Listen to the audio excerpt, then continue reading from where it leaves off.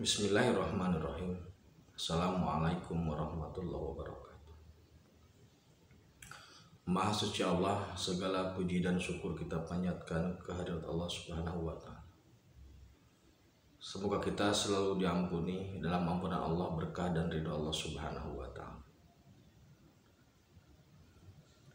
Kembali saya dari tim Raja Wali Nusantara. Kali ini masih mengangkat budaya terkait waktu. Waktu itu bernilai, waktu itu mengikat terhadap nilai aktivitas kita. Waktu tidak bisa diulang, tidak bisa dikejar, tidak bisa ditinggalkan, tidak bisa dipercepat, tidak bisa diperlambat. Semua terikat waktu. Dan semua yang terikat dengan waktu itu rugi, kecuali orang yang beriman dan saling mengingatkan, benar dalam kesabaran, sabar dalam kebenaran. Maka saya mengingatkan, hati-hati, jangan menjadi hamba benda mati, jangan menjadi hamba tumbuhan, jangan menjadi hamba binatang, jangan menjadi hamba siluman, jangan menjadi hamba setan, jangan menjadi hamba iblis, jangan menjadi hamba jin. Karena kalau kita mencintai hal-hal tertentu, maka sebenarnya kita sudah menjadi hamba dari hal tersebut. Terkait dengan jin, sekali lagi saya tegaskan, jin itu tidak ada yang baik, itu mutlak, itu pasti. Kerjaan jin itu adalah parasit, cara kerjanya parasit. Seperti memperindah, seperti memberi kekuatan, seperti memberi kesaktian, seperti memberi karisma. Ya, diberi, tapi sebenarnya dia mencuri pahala orang tersebut. Di hadapan Gusti Allah, pahala orang yang didampingi oleh jin itu nol. Jadi pahalanya bergeser atau berpindah ke jin. Itu fakta di spirit, di langit seperti itu. Maka oleh karena itu jangan sekali-kali meminta tolong atau bantuan kepada jin. Karena apa? Sekali meminta tolong maka selamanya akan terikat. Harus dilepaskan, sekuat tenaga harus dilepaskan.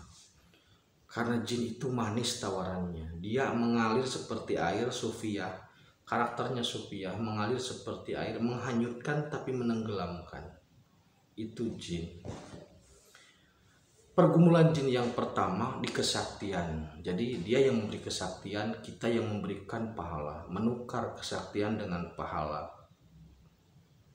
Pergumulan jin yang kedua itu dalam ibadah.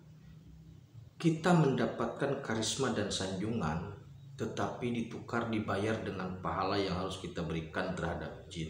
Jin memberikan karisma dan sanjungan, dan kita membayarnya dengan pahala yang kita miliki. Yang ketiga, ini terkait dengan aktivitas manusia bergumul jin, itu dalam hal harta.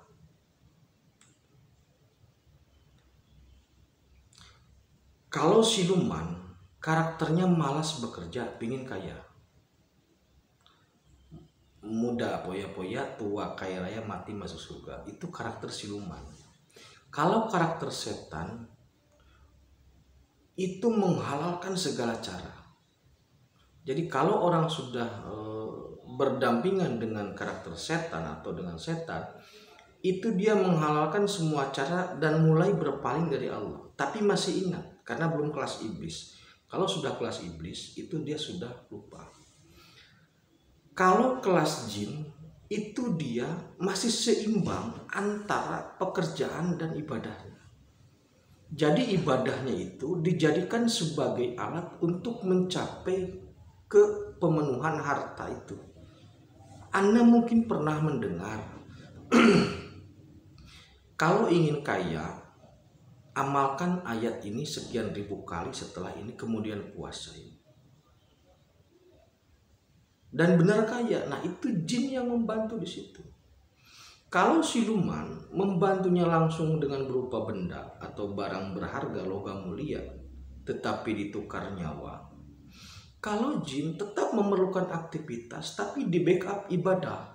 Kenapa jin mau membackup ibadah dan membackup harta? Supaya dia tetap ibadah dan nilai ibadah atau pahalanya masih bisa dirampok sama dia. Kalau kesaktian, imbalannya sakti, pahalanya diambil. Kalau ibadah secara umum itu karisma dan sanjungan pahala orang yang diambil. Kalau dalam harta, dia membantu mempermudah orang tersebut mencari harta, tetap ibadahnya yang nilai ibadah pahalanya yang diambil juga. Semisal begini, Anda menjadi seorang pedagang, maka jin akan berusaha supaya dagangan Anda laris. Jin akan mempengaruhi orang-orang tertentu atau semua orang agar belanja di situ, yang pada akhirnya Anda meyakini bahwasanya ketika Anda mengamalkan ayat-ayat ini itu bisa mempercepat atau bisa membawa Anda pada kesuksesan materi atau kaya lah biar. Dan itu sangat umum, sangat banyak diijajahkan, kalau baca ini sekian kali nanti kaya. Itu kan sebenarnya bukan tidak logis, semacam pengkhianatan kalau menurut saya. Karena apa? Sesuatu yang sebenarnya harus diluruskan menuju transenden atau menuju ke vertikal, menuju kepada Allah, kemudian dimurahkan hanya untuk mencari harta gitu loh. Baca ayat ini, nanti kamu akan kaya. Jadi semua aspek dalam agama dijadikan komoditi untuk mencari harta gitu loh. Jadi menjadikan agama sebagai alat dalam mencari harta. Nah, ini yang bekerja membantu adalah jin, pasti itu mutlak. Karena kalau ada orang soleh yang baik, yang bersih dari jin, sulit kayanya. Kalau murni itu sangat sulit. Kenapa demikian? Kenapa orang soleh yang bersih dari jin, dari riya, tetapi mendapatkan harta itu sangat sulit? Itu nanti insya Allah saya bahas tahun 2026 atau 2027, karena ada hal krusial yang belum bisa dibuka. Tetapi jika orang itu bergumul dengan jin, itu cepat kaya, disadari ataupun tidak disadari. Karena begini, ketika Anda melakukan tirakat, katakanlah tirakat itu selama seminggu atau lebih. Orang yang tirakat puasa, maksudnya puasa, itu biasanya sangat disenangi oleh jin. Jadi ketika Anda tirakat untuk meminta harta ataupun kesaktian ataupun harta, itu jin sangat suka,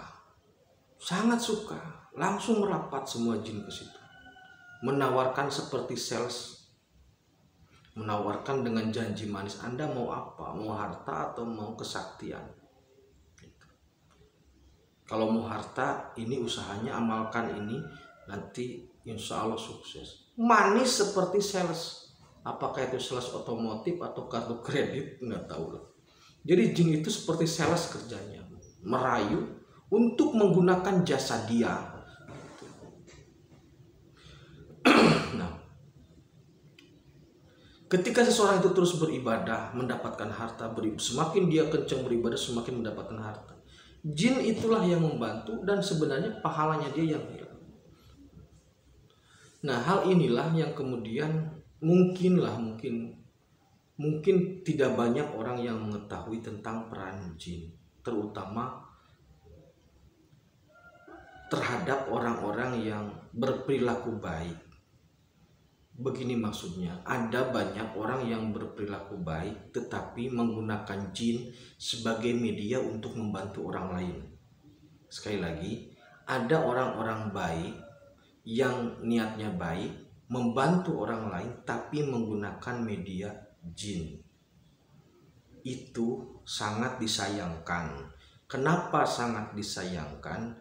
Karena sebenarnya ketika seseorang membantu orang lain, baik itu dengan pengobatan dan lainnya, tetapi menggunakan media jin, orang yang membantu itu nilainya kosong. Kenapa nol? Karena pahalanya diambil oleh jin. Jin meminta bayaran berupa pahala. Itu real mutlak di spirit seperti itu. Maka saya menghimbau untuk diri saya sendiri, juga untuk saudaraku semua, Yang pertama, untuk kesaktian sudahlah tidak perlu sakti, yang penting selamat. Yang kedua, untuk dalam beribadah, hati-hati jangan sampai ada rasa ria atau rasa hebat dalam beribadah. Bagi seorang tokoh, hindari kebanggaan dalam sanjungan. Karena jin ini menghanyutkan seperti air karakternya. Kemudian dalam kekayaan, kita tidak perlu mewiridkan apapun untuk menjadi kaya. Bekerjalah seperti biasa, berdaganglah, berusahalah seperti biasa, mintalah kepada Allah. Jangan pernah meyakini suatu ayat, satu ayat atau sholawat atau apapun bacaannya yang bisa membuat kita kaya. Kalau kita yakini dengan satu ayat tertentu, bacaan sholawat tertentu membuat kita kaya, kemudian kita mengkultuskan ayat tersebut, disitulah jin masuk. Karena apa? Karena ayat, sholawat atau apapun itu prinsipnya netral, kosong, netral. Jadi itu hanya alat. Kalau kita kultuskan, maka nanti yang masuk adalah sosok jinnya. Jadi kalau kita mencari harta, beribadahlah dengan sempurna, raga rasa sukma, nanti Allah yang mengatur rezekinya. Tidak perlu melibatkan jin dalam aktivitas kita sehari-hari. Nah, demikian untuk seri jin. Saya pecah jadi 3 karena banyak sekali aktivitas kita yang bergumul dengan jin.